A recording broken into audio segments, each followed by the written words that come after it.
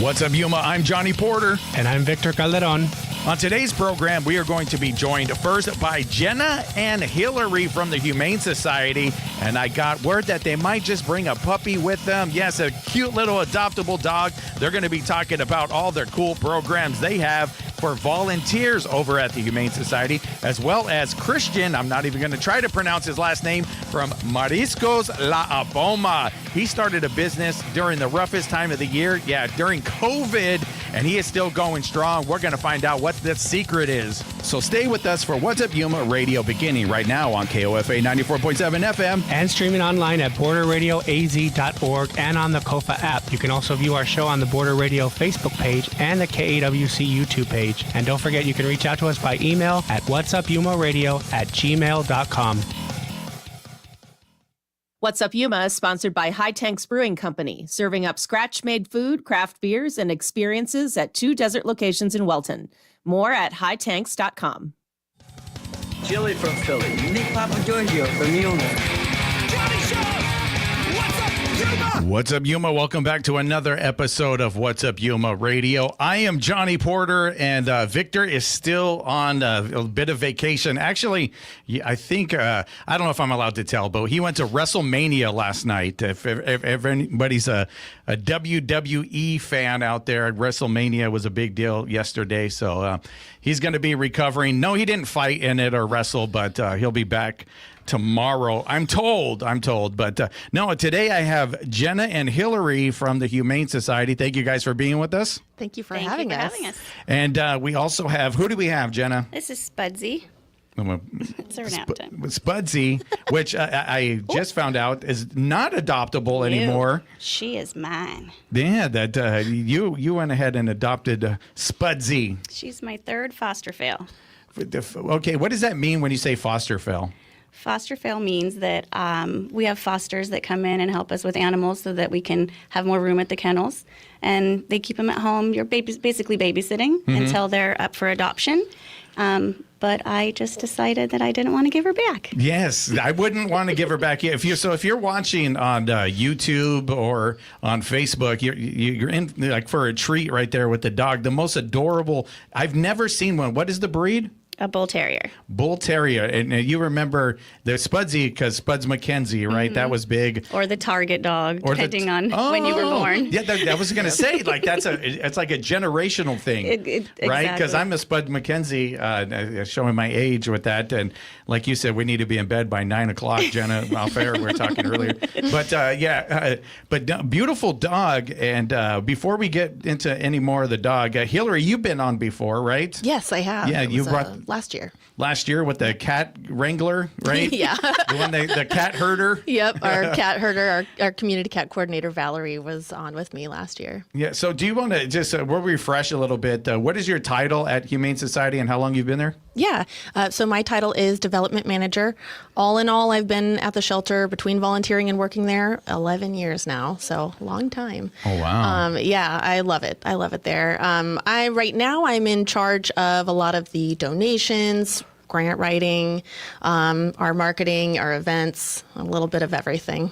So what? Okay, so if there was one that you were in charge of, and not all the stuff they throw on you, but like, what is the main one you do? Donations overall. Donations. Okay.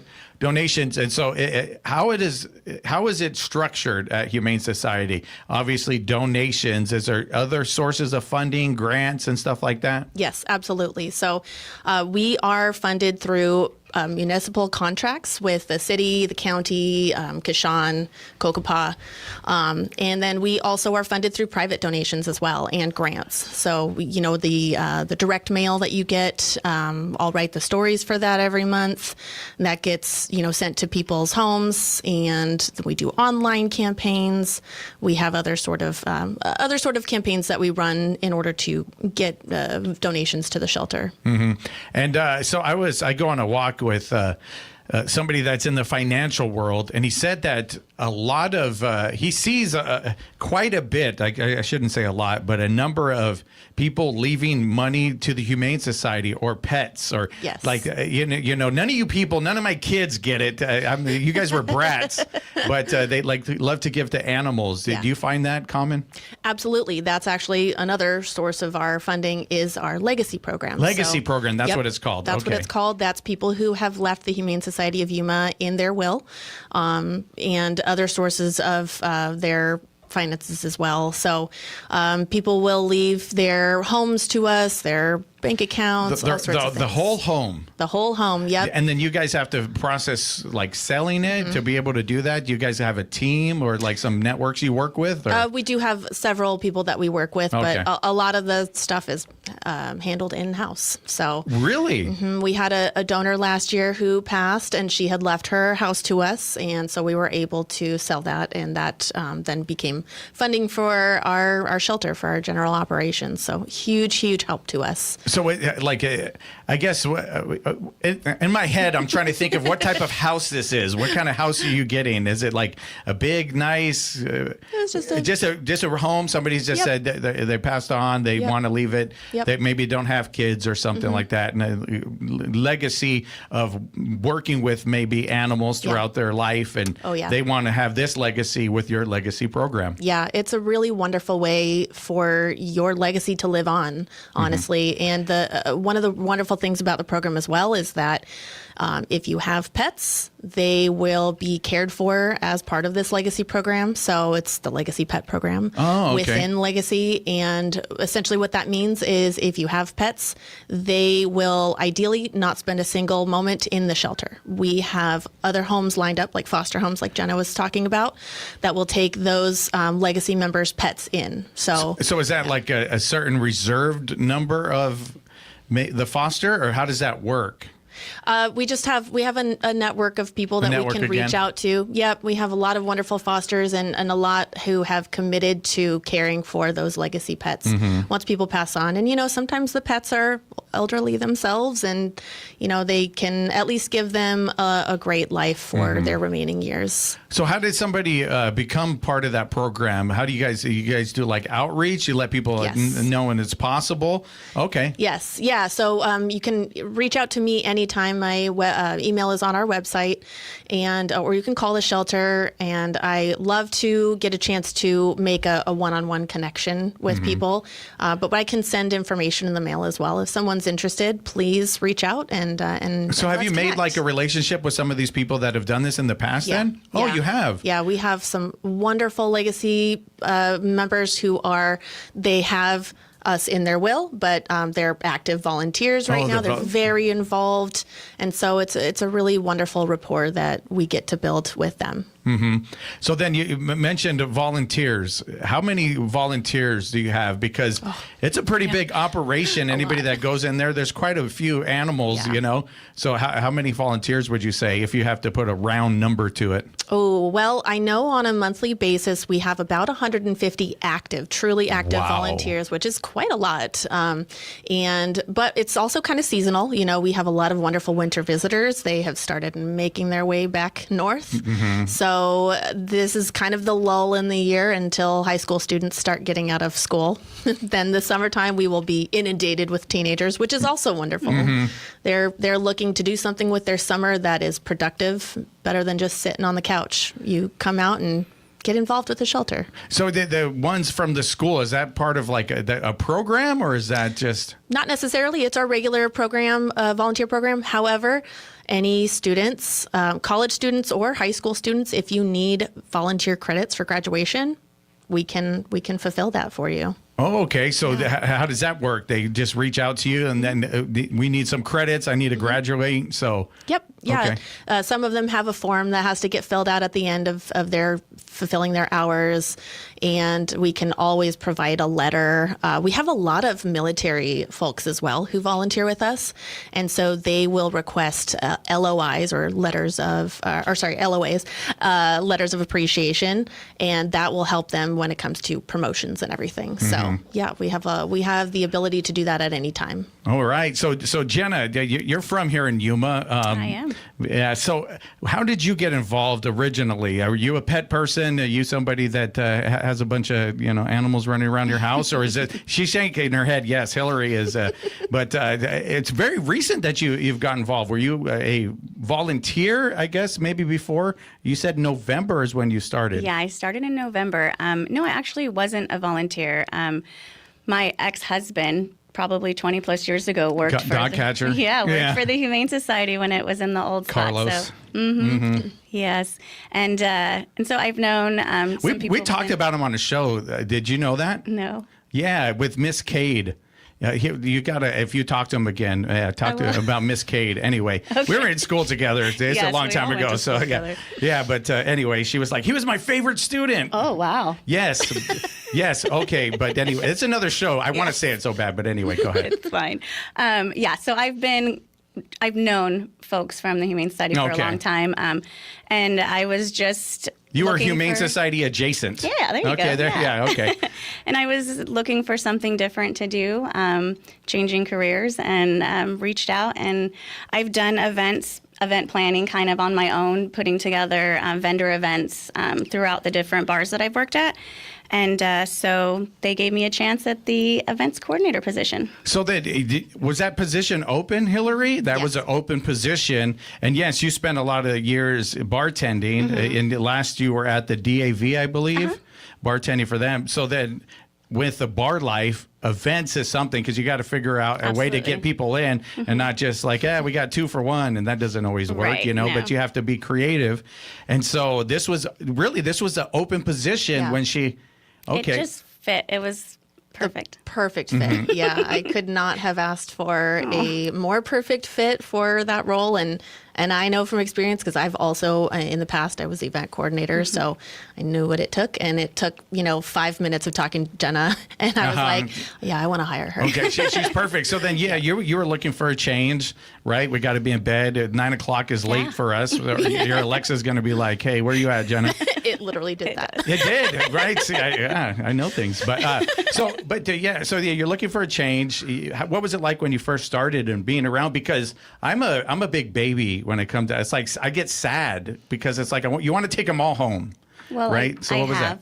No, just kidding. No, there is a sad component to it, but there's also seeing people come and find their lost animals. There's seeing animals who've been long stays and end up getting adopted, and I've jumped on and tried to show those animals on Facebook and do as much as I can. And so seeing the positive it's excellent what they do there. It's what we do there. Yeah. So then you're saying that to see the positive kind of outweighs that. Seeing absolutely. But so how did you fight the temptation to try to bring them all? Because obviously you brought one home, and this one's a special one. 3. Oh, you bought 3. I've adopted 2 cats 3. So when you said you're 3, okay. I've fostered 11 so far, I think, and then yes. And then fostering, you're going to take it just for a short amount of time. And then this is going to go on to, try to find a permanent. Absolutely. And 2 of them have gone to friends that I know, so I get to still see them grow up with their kids. So it's kind of neat. Yeah. So you're in there. You're getting kind of acclimated to everything. You're seeing the positive and some of the sad, and then it's time to get onto events and get to work. Was it easy for you? Like Hilary was shaking her head, like this is the perfect fit. Was it a challenge? It was fun. It's been fun. A lot of these events they've had on their annual ones that they have every single year. So it's really just reaching out and finding new sponsors, to get more money and to get the word out there to more people. So that's kind of where it helped to come in, that I have been in the public and knowing people. So like your network, right? Because you're networking. Your network. You're pretty known. Being a bartender, you get to be that. You're right. You're somewhat of a celebrity, depending on what bar you're at and stuff. So that actually you use that as leverage or to be able to do that. Oh, okay. It's just another area. You know, it's great to have the same sponsors all the time who are amazing and want to give. But I'm sure there's other places that they want to give to also. And so it's nice to get just more people involved, and it gets the word out about this to more people. Mm-hmm. So then you had these events. Was there like a calendar already once you got into November? Mm-hmm. And then you saw that November calendar and you said, okay, now we need to either reach out to maybe some that gave previously and then the new ones? Yeah. So like there's 4 big events that they've had. I know the fur ball. I know that's a big one, right? That's coming up in September. Okay. Mm-hmm. That's like, I think the first thing they said is, can you plan a wedding once a year? Oh, yeah, because it's basically, okay. It's a huge event. This is our 20th this year, so this will be the biggest one. Oh, wow. A really big deal. Yeah. So then you saw the calendar, and then what'd you do? Just do you get on the phone? How does that work? Yeah, you just start reaching out. Like right now, there's 3 going on, so it's kind of just staying organized and reaching out to those people. There's 3 going on? Well, 3 planning stages. Oh, plans. Okay, gotcha. 3 planning stages, I was like, man, you are super busy. 3 going on. My goodness, how do you do it? We have the golf tournament next month that we have. So hold on. Before we get to that, we're going to take a break, and then I'm going to get to all the cool events. Gotcha. So it has its own segment. You heard that? You're going to wait in suspense, guys. We're going to be right back. You're listening to What's Up Yuma Radio right here on 94.7 KOFA Border Radio.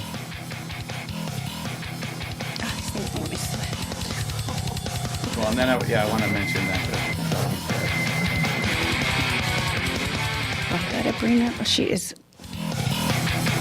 You never hear commercials on Border Radio. The programming you hear on KOFA and the KOFA app is funded by listeners like you who support us by going to borderradioaz.org/donate. You're listening to 94.7 FM, KOFA Border Radio. The weather forecast for Yuma today is sunny and breezy with a high near 93, gusts as high as 25 miles per hour. Partly cloudy tonight with a low around 62.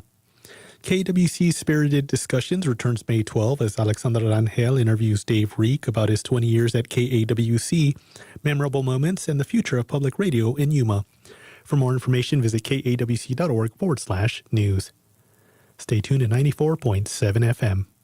You probably subscribe to many things today, so why not subscribe to Border Radio? Unlike other services, we don't tell you how much to pay. You get to choose the amount that helps make the soundtrack of your day possible. Consider becoming a sustaining member with a donation of $10 or more per month. Visit borderradioaz.org to start your monthly donation right now. Welcome to KAWC's The Hotspot. I'm Chloe Michael. And I'm Maya Manry. This week, we're seeing if a certain feeling is shared. Is the vibe off? I'd certainly say so. At the beginning of the semester, it was packed, but like half the people are not there. The show is available as a podcast or online at kawc.org under the shows tab. Bringing the heat to Yuma and La Paz, it's The Hotspot.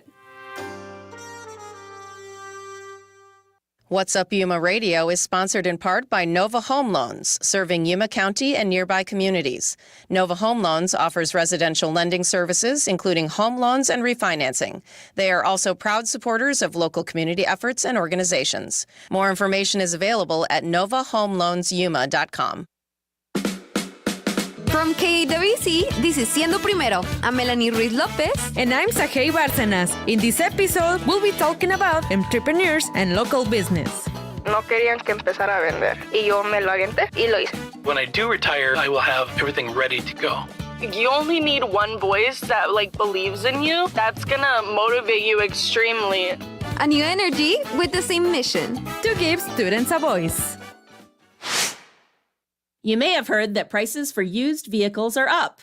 That car you've thought about donating to KAWC and Border Radio, it could be worth even more today than when you first started thinking about it. To learn how to get the process started, visit kawc.org/cars. Proceeds help us bring this service to you. Thanks.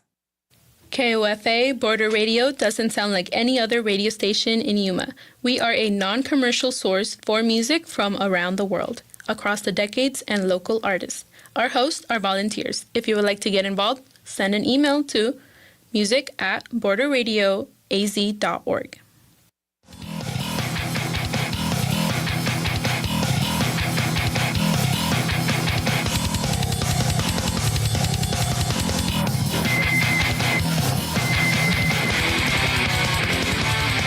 What's up, Yuma? Welcome back to What's Up, Yuma Radio. We are here with Jenna and Hilary from the Humane Society and Spudsy. And we found out off air that Spudsy is farting. It's not me. So, and see, right? They try to blame it on me. No, she didn't. But Jenna's doing good trying to not make a face when Spudsy's doing it. But, yeah. Anyway, there's something special about Spudsy. Before we get to the events, but tell us what's special about Spudsy over here, and how Spudsy came to be at the Humane Society originally. Spudsy is deaf, so she does not hear a thing. So we could be loud and obnoxious and stuff, and she's not worried about it. She's actually like trying to close her eyes and go to sleep. It looks like you kept her up too late, past 9.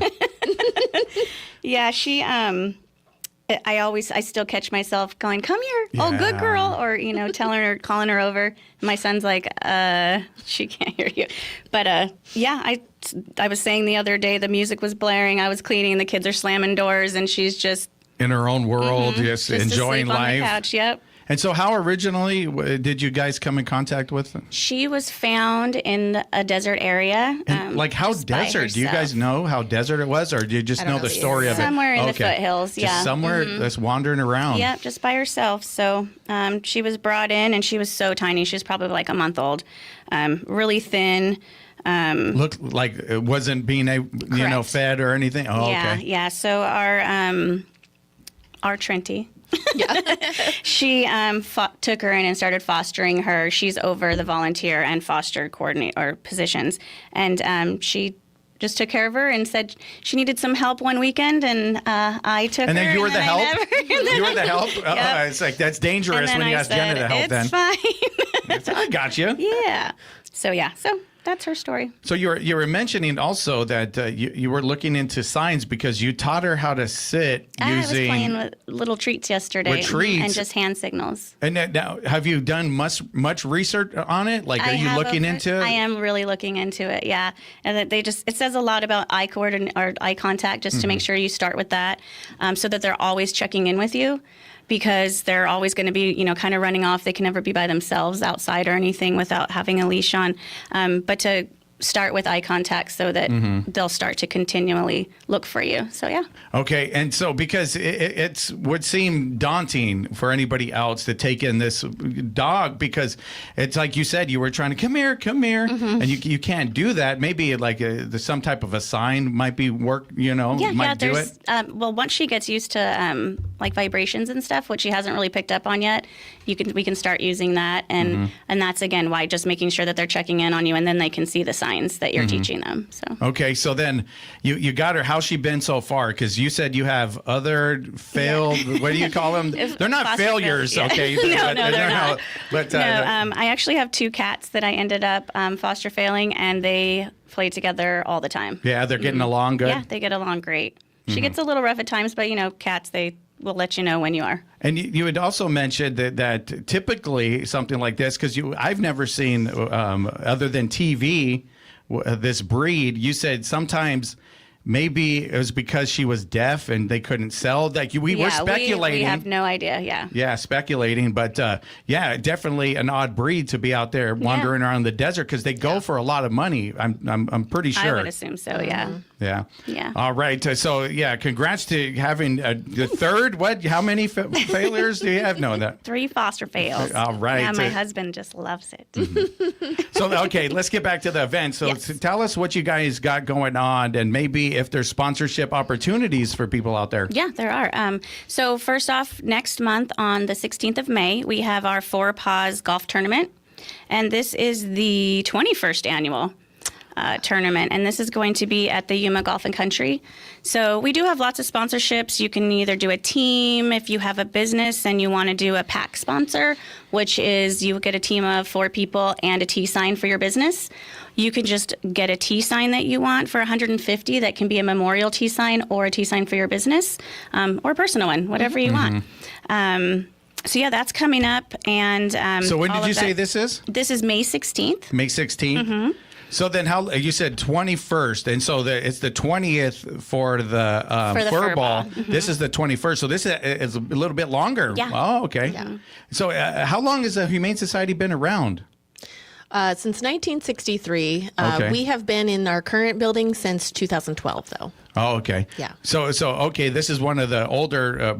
You probably have a lot of, teams that are already a part of it. Do you have to also go out and try to get teams, Jenna? So that was my first question when I started this one, because it looked like it was the same team. So we have gotten a few new ones this year, but a lot of them are the same ones that come and do all of the tournaments in town with all of the other fundraisers. So, but getting new sponsors just really helps out. And once you get them into one thing, then maybe they'll kind of, you'll get interested in what we're doing and why we're here and help with other ones. So do you have it looks like I see, and we could give shout outs on here. Maybe there's a sponsor on Yeah, I see a logo. There we go. There you go. You have a major sponsor. Oh, sorry.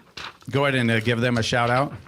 To Evans Construction. Yep, Evans Custom Concrete. They are our presenting sponsor for the golf tournament. So really wonderful supporter of ours. So do you guys get out and golf too? Part of it? No. No, that's not a requirement. I do mini golf. That's about as much as I do. Yeah. That's it too. That's as far as I go in my golf career. Yeah. But what else you got? It looks like there's some playing cards on this next one over here. We have our Poker for Paws tournament that is on August 1st, and that takes place at Sage and Sand Cocktail. Mm-hmm. And we're actually looking for a presenting sponsor for that, but we fill up really quickly with this. A lot of singles sign up for it. It's a fun event. It's super fun. Yeah. So what does a presenting sponsor get when they? You get your company recognition on all the signs, banners, and social media, and your logo is actually on all of our 11 poker tables. Oh, okay. As the center, and then you get 4 VIP tickets for that. So then, how long is this one? Do we know? Does this have an anniversary at all? Like how long this one's going on? This one started in 2018. That was the first in a shop, year. right? Yep, we were first at 310 Auto Works. Okay, that was our first one. Okay, I think that was that off of by the Marine base, or yeah, it's Mango Automotive now. Okay, yeah. So what happened? How'd this even become an idea? Do you have any backstory on this? One of our board members. Yeah, one of our board members at the time. Yeah, and this is kind of his brainchild. He wanted to do a poker tournament, and we're like, all right, let's do it. And the first event was so much fun. That was the first year was I was right about to go on maternity leave or, leave. And so in all the pictures, I'm hugely pregnant. So we did it at the end of the year. So, but it was so much fun in the shop. And then, we were looking, I think it was there for a couple of years. It was like two and then we years, moved over to Sage and Sand, and it's been there ever since. And that's a wonderful venue. Yeah, Mike does a great job over there with it. So then, do you guys play poker? Do you guys do this one or?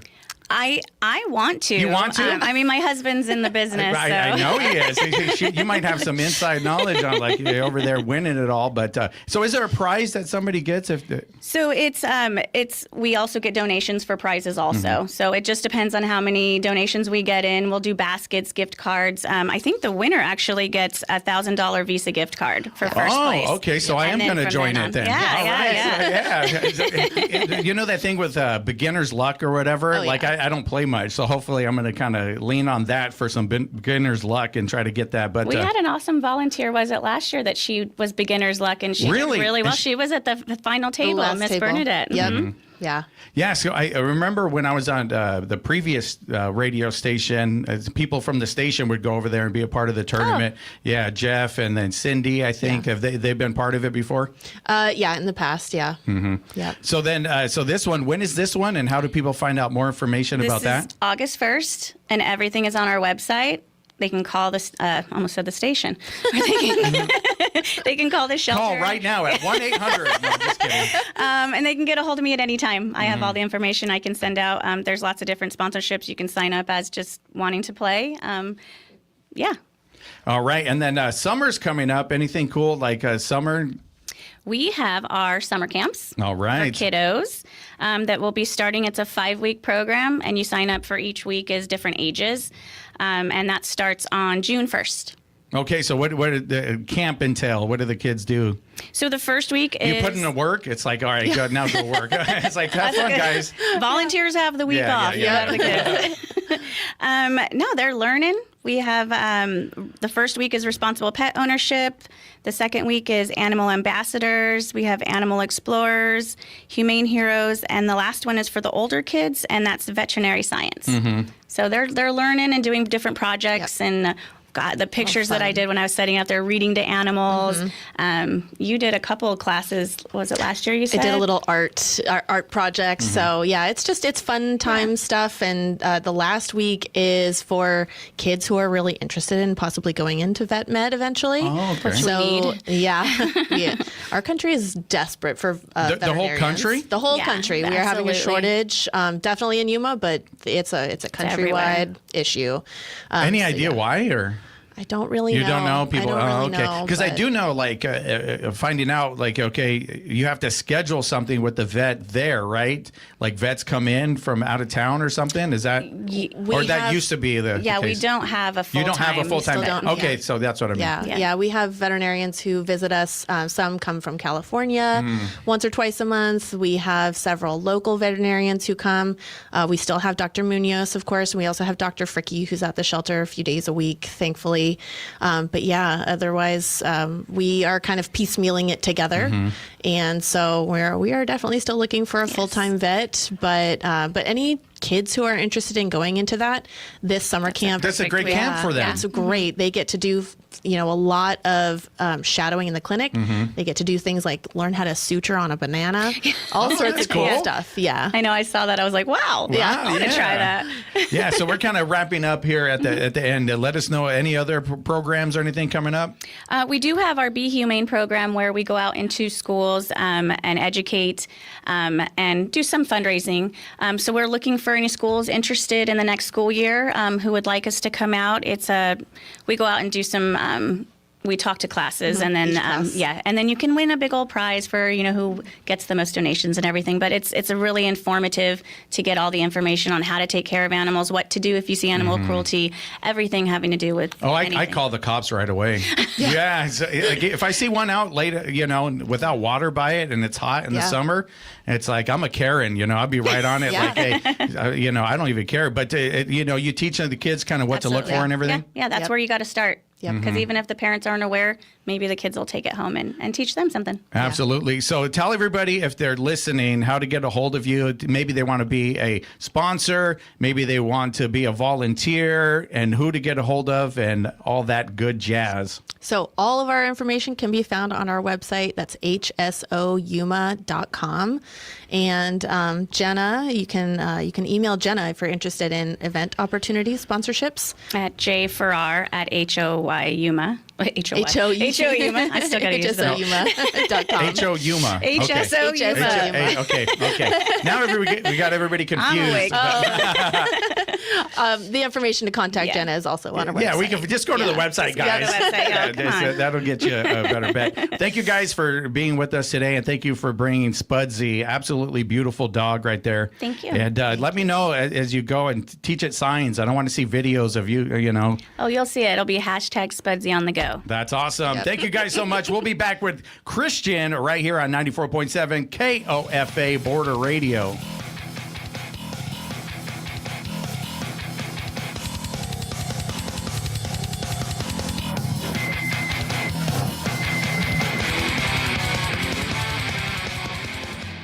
Run by music lovers like yourselves, KOFA Border Radio has what you need.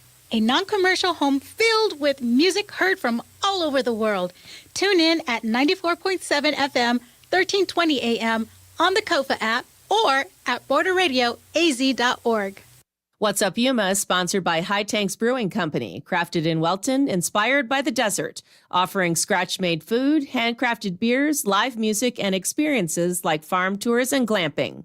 Location information, the schedule of events, and details on the range of options to be enjoyed are at hightanks.com. I'm Public Radio Runner. Join me for Bonus Smiles, the show sharing the stories and playlists that fuel runners. Why?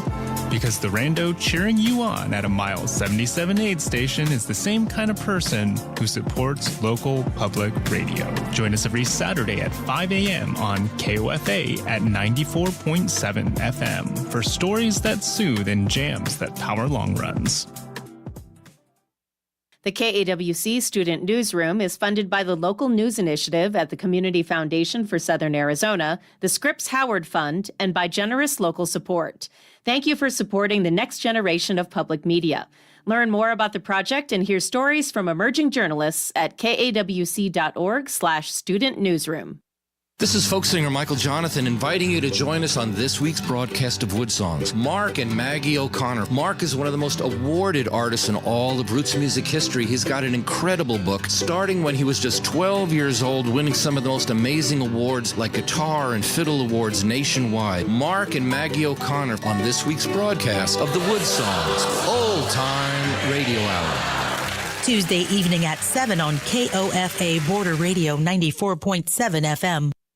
I'm Mike Suba, and I'm a big supporter of KAWC. You're getting a great source of information about our community, about the people that are working and living here, and you start going, you know what, this is really a valued service. And that's the great thing, is you've got a partnership here. And I'm a big believer in partnerships because the one thing I realized early on in life, I can maybe do a lot of stuff on a very limited basis, but when I start partnering up, it's amazing what we can do when we pool our resources. And so I hope that when people are listening to the station, enjoying the news broadcasts and the entertainment shows that are being presented, that they realize that you're not only the end user and enjoying what's being broadcast to you, but it can be a partnership too, where you can participate like I've discovered I can do and help get this service, enhance it, and provide even better programming. I'm Mike Suba, and I support KAWC. Tuned in to Border Radio KOFA. We are your local public radio station that celebrates the power of music to bring people together. You can see our playlists, listen to our live stream, and listen to past programs on demand on the KOFA app. Find it at your favorite app store.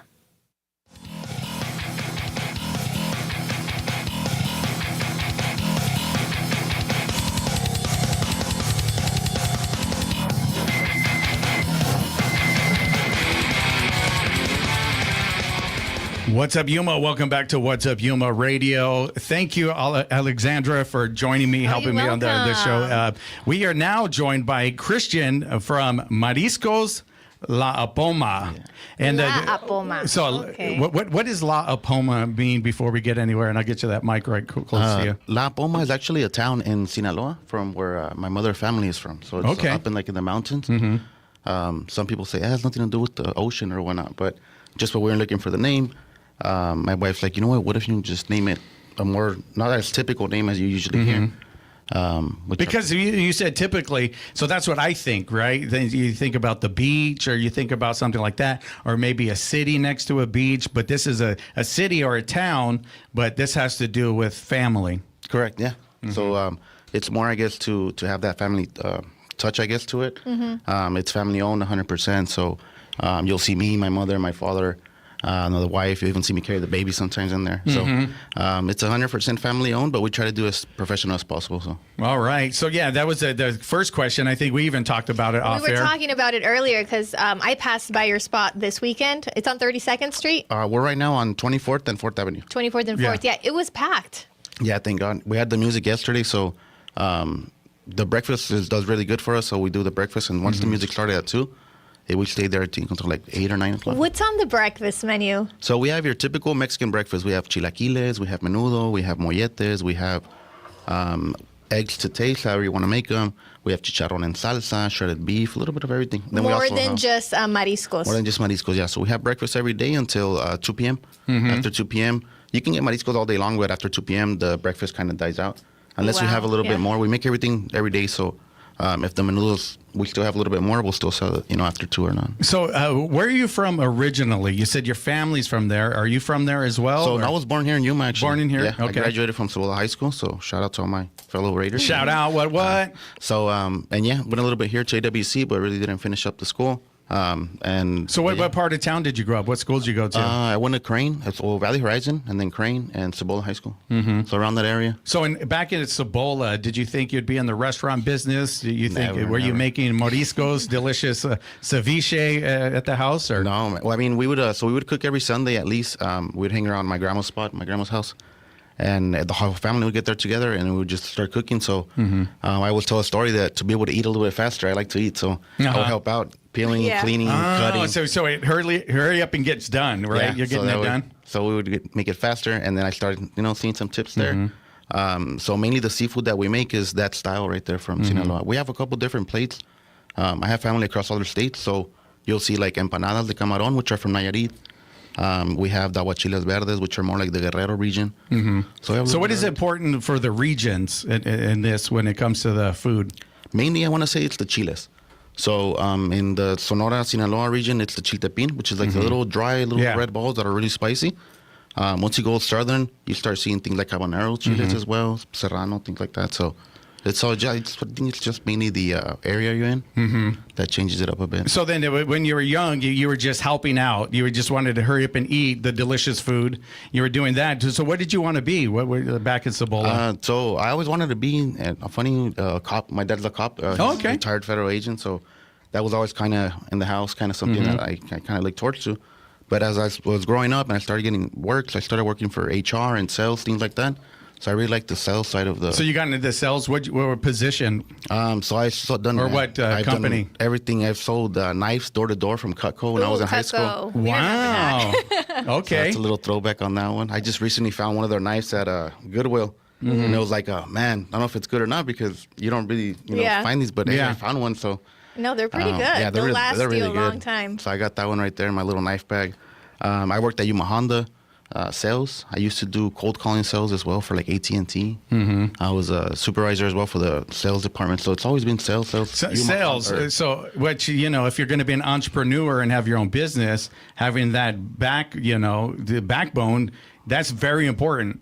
Yeah, that and also the HR side. I worked HR for a couple of years, so learning how to deal with people is something really, I guess you could say, challenging sometimes. So you have to make sure you know how to express yourself, how to hear them out as well. Everybody has life going on, at the So all were the time, you were HR? So yeah, like if somebody wanted to complain about the boss or somebody in there, they would go to you. You would have to deal with those situations. Yeah, I used to be HR for ACT, that call center down in San Luis, and then also Convey when it was opened up on 32nd. Oh yeah. So what was that like to do that, to go into that world? It was different, I'll tell you that. So from coming from just sales to now being not as pushy, now it's more listening instead of just hearing me talk, things like that. So it was a little game changer, but I did learn a lot of skills, a lot of people skills. I got to meet a lot of people, which I guess is always a good thing. Yeah, so you're doing that, and I got your bio. You said that you started this business during COVID, but originally you were making like chavelas, micheladas, or something? So obviously I was never used to just being at the house. So when COVID hit, everybody got sent home. And a buddy of mine that lives now in Tennessee, he said, his name is Ivan, he said, hey man, I remember you used to make some little micheladas like back in high school. No, not really high school. Not college. Hey, hey, the statutes of limitation are over. You're fine, So I said, you know what? Yeah, man. But he's like, you think you'd send me a bottle of that? Because I guess they didn't sell clamato at that time out there. So I was like, man, I don't know if I can actually make it into a bottle, but I didn't have anything else to do. So I got some clamato, got some spices, mixed it up, and sent it out. And he posted a picture, and people in town started asking for it. Oh, really? So after a couple of weeks, we started getting into some liquor stores. So now we have. So wait a minute, that's a pretty good jump right there. You said a couple of weeks. After a couple of weeks, yeah. Thank God, you're just producing at your house. You're giving it to your buddy, and then how'd you get to a liquor store? You got to talk to somebody. So shout out, man, to a person that taught me out a lot, Ravon. Ravon. Yeah, Senor Ravon. He was the first liquor store we actually got it into, and he said, hey man, you know what? Take some mixes out to a store, and he said, but make sure you have the nutrition facts, make sure you have an expiration date, seal it, make a better sticker for it. So give me some good inside tips. And so going into that though, okay, I want to talk about that for a second, because that's another angle that you're just making it, right? Back in the day, you're making it from the homies or whatever. That's it, and now you're nutrition facts. You got to find somebody to seal it correctly. To do the whole thing. You did your homework? Tell me about that. Yeah, so like I mentioned, he kind of helped me out, coached me a little bit. So I started doing some research, getting some distributors now for the bottles, because it wasn't just 10, 12 bottles a week now. It was going to be a couple hundred. So we started getting. And did he give you that number? Did he tell you this is how much I need if you're going to stock it in my? So how'd you get to that number? Yeah, we started. So I guess he already has obviously other distributors for that same product or similar product. So he said, you know what? They usually come in 12 packs. I usually buy 24, 48, things like that, depending on how much I need. So that kind of set me and pace for the other stores. When I started advertising it, I said, hey, you know what? Minimum is 12 or so, or not, so 24 or whatever, depending on how far I was going to drive out to take it and things like that. So then how'd you find, was it somebody local to seal it? Like, how did that happen? Yeah, so I was able to, not local, in Mexicali. In Mexicali, okay. The whole product and everything, the whole little system to be able to seal them. So that helped out a lot just because now we make everything natural, so we don't use any, conservatives? Preservatives, yeah. I always get it in Spanish, the translation. Yeah. That's all good. So it expires, obviously. It expires after like about 4 months. We put a 3-month expiration date, but I was taught how to make it if I wanted to make it, make it last longer or whatnot. So, and I just learned how to seal them. That helped for the freshness for even longer. So it helped out overall the presentation. And I guess it's something that as well, they ask for, how do I say it? Like the health department, things like that. Oh, they need them to be sealed. So yeah, absolutely. Yeah. Nutrition facts, the date, and all that good stuff. So once you got them into stores, how did that go? Did you start like letting people know about it? Did he help advertise it? Like, tell me a little bit. We started posting it. Something that I like to do is a lot of social media. So I started recording every time I would take the mixes to them, and then other stores started reaching out, and I started going out to other stores. So right now we have a little bit over 15 between San Luis, Yuma, Somerton, and Foothills. Wow. So 15 what? Stores? That you distribute to. That we distribute to, yeah. That's impressive. Yeah. And then we have it at the restaurant as well. So if you get like a family platter over 4 or more, you get a free mix, or people just stop by and just pick it up. So then, obviously that creates a problem, but a good problem to have because you're scaling, and now you got to figure out logistics to be able to do this. What was that like? A little crazy, but now I finally have, I think I have a video right there too on Facebook. I actually have a guy now, or not a guy, but someone that sends it over. They come in a big old pallet, so I get them at a couple thousand at a time. That way it makes it way easier. Are you still dealing with Mexicali? Not anymore. No, so we get everything now in here. I get all my material from here. So it's a logistics thing, and also, you don't really save as much money anymore when you're having to go back and forth all the time. You have to do the lines. So it becomes more expensive trying to get it over there. It might be cheaper to save to get it right here. But just, again, back to logistics, figuring out the dollar to dime, you're figuring out, hey, get it here. What was that like? Was that pretty easy to find somebody here? Kind of, not really easy. It was just more time consuming, I guess, looking around. There's a lot of fake ads out there and things like that. So it was just trying to get a real company that actually sent you out there. And this one that I found, first they sent me a sample, which I thought was different than the other ones. And then that's all. All right, looks legit. So we started ordering now, and we get them by the pallets. All right. Well, cool. 15 stores. We're going to take a quick break, and we're going to find out how this went from making micheladas to seafood, how that happened. We're going to do that right after this. You're listening to What's Up Yuma Radio right here on 94.7 KOFA Border Radio.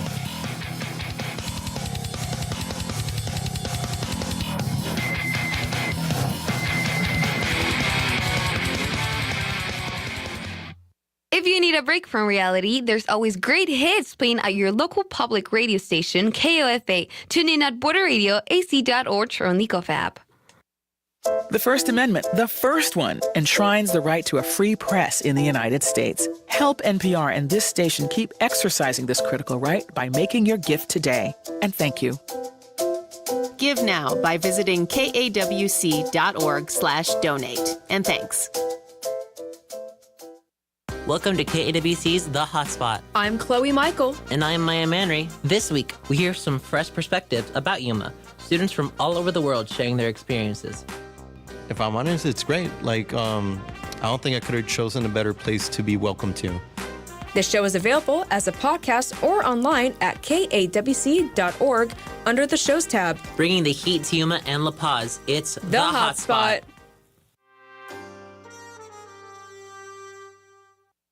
The weather forecast for Yuma today is sunny and breezy with a high near 93. Partly cloudy tonight with a low around 62. Sunny and breezy in Parker with a high near 96. Partly cloudy tonight with a low around 60. And sunny and breezy in Quartzsite with a high near 93. Partly cloudy this evening with a low around 59. Hear the rhythm. Feel the beat.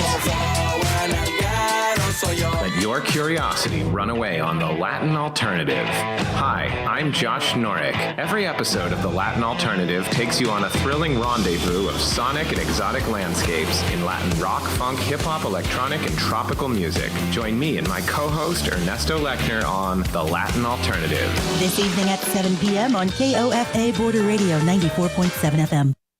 I use KAWC almost on a daily basis in my car. It's the background for chores around my house. And I go to the website and look for stories that are of interest, and I listen to podcasts. I look to the news on NPR because I'm looking for something beyond the headline or a soundbite or a gotcha moment. I really want news that shows me sort of the multiple dimensions of a story, that seeks information from multiple sources and doesn't tell me how to think. It just presents the issues, and I really appreciate that. Being a sustaining member of a service like KAWC takes the mystery out of it for me. So I know that I am supporting every month. I also know that I don't have to remember to sit down and write a check at the end of the year or a budget for a check at the end of the year, right? It's kind of coming out of my account every month, and that makes me feel a little bit like I'm part of the team. I'm Lori Stoft from Arizona Western College, and I'm a proud supporter of KAWC Yuma. This is Border Radio, KOFA, your passport to your global destination for music. We are your local public broadcasting station that can be heard through your radio at 94.7 FM, 1320 AM, on the KOFA app, and at borderradioaz.org.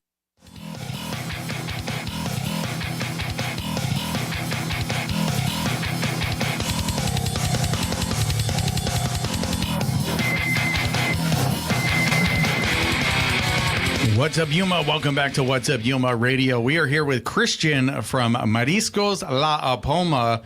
And so we found out that you went from making micheladas or chavelas. And what is it called? Do you know? So I guess it's just on the, like I mentioned, going back to the region. It's a region, just, okay. Yeah, there's places that call it ojo rojo. Oh, okay. Red eyes. Yeah. Just depend on the region you're at, I guess. Yeah, because it depends on like what, I go to this bar or I go to this restaurant. It's always like, okay, different name. Yeah, they're like, you want the one with just lemon juice? I was like, no, I want the one with clamato. It's like, oh, this is the one with clamato here. And so, okay, so it just depends. That's what I'm thinking, yeah. Because I think the michelada is the one with just with lime. Yeah. But everybody here calls it michelada, and then you go like California style, chavelas or. So you're doing that. You did it first from the homies, and he was like, "Hey, hook me up. I want some." And then boom, now you're in all kinds of liquor stores around town. Well, where does seafood play into that? How'd that happen? Because we know you wanted to hurry up and eat, but that was your first thing. So you were just making it at home and said, "Hey, I did this. I could do this as well." Yeah, no, actually, so friends from high school knew that I like cooking because when we hang out, I would be the one cooking all the time. So after that, they started asking, "Hey, man, remember you guys make ceviche? And the ceviche your family makes is good and blah, blah, blah." So we kind of got to thinking. I'm like, well, why don't we just start selling ceviche? I guess we didn't have anything to do, like I said. So we started delivering. It was funny because people wouldn't shake your hand or anything like that because of COVID. Yeah, because they would eat what you would make at home, which to me made no sense. Like you don't know how I'm cooking at the house, you know what I mean? And there was a lot of people. But the lemon kills it. Yeah, lemon kills everything. Yeah, lemon kills it all. So we started with that, and we did that for a couple months, and then okay, let's go back.